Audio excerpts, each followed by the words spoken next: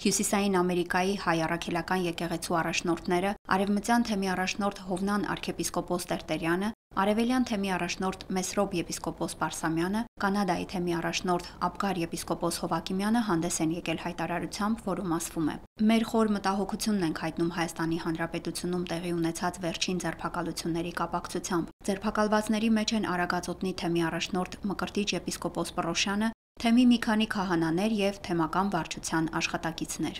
Ձերբակալված հոգևորականները ճանաչված են իրենց նվիրումով, խոնարհությամբ, ժողովրդին և ավետարանին ծառայությամբ։ Նման վերաբերմունքը վտանգում է մեր ազգի բարոյական և հոգևոր հիմքերը, խաթարում է եկեղեցու սրբազանդերը ազգային կյանքում։ Կոչ ենք ուղղում Հայաստանի Հանրապետության իշխանություններին